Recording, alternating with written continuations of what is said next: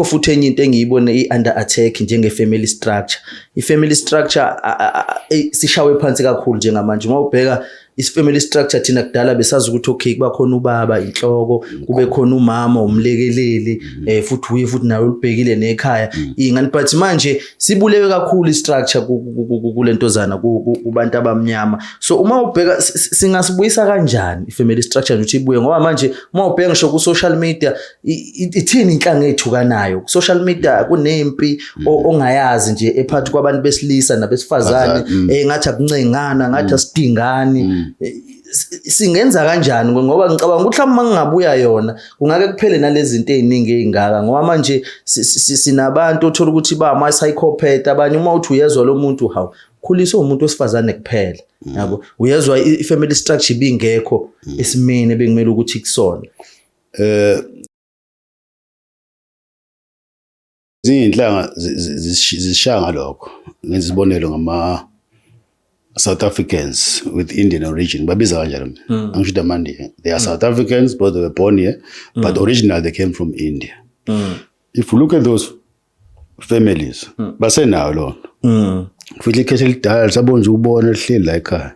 Nondodana nomakoti. Sasinjalo thina. Le nto bokwayibuza ukuthi ngisho ukuthini mangithi abelungu siyabasukela. Abasho ukuthi asiyeke. Ithile vesayiyekela nje.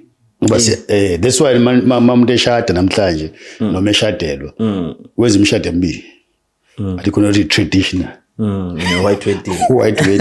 White wedding traditional yabelungu. Uyabo? Iqala lapho nje inkinga.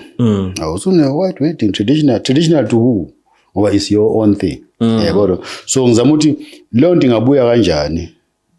Ibhlungu lento ngibuyela kwi-third eye njalo.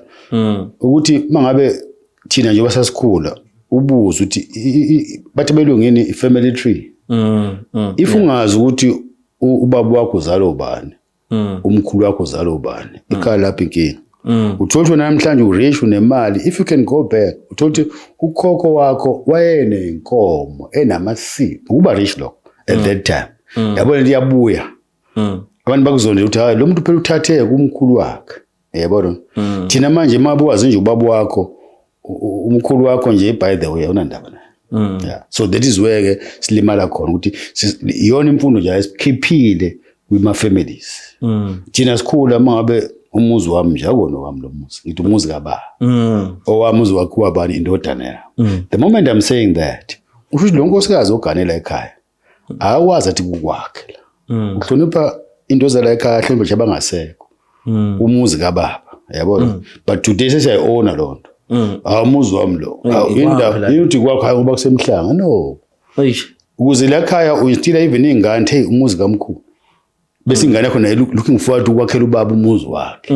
Yabo kwakuyindlela yokufundisana le. Ukuthi sikwazi ukufundisana. Yafika inkolo sahlukana wena manje awusahlabi, omunye uyahlaba but ngendlela ethile.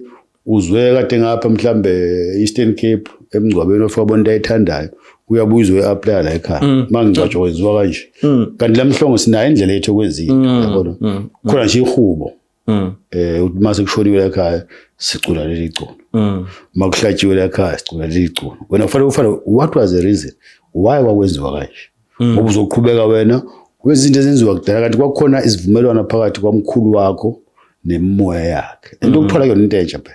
It's been there. So when isivumelwano ukuthi ezami ingane zokwenza 1 2 3 nawe ufika lapho hayi omkhulu babethi awunazo izivumelwano. Into ebangathi sihlupheka ngayo senza izinto esingekho sho ngazo. Sihlupheka uhleli ngesintu uthi uyahlaba wenza yonke into kubhede ubaleke enkolweni.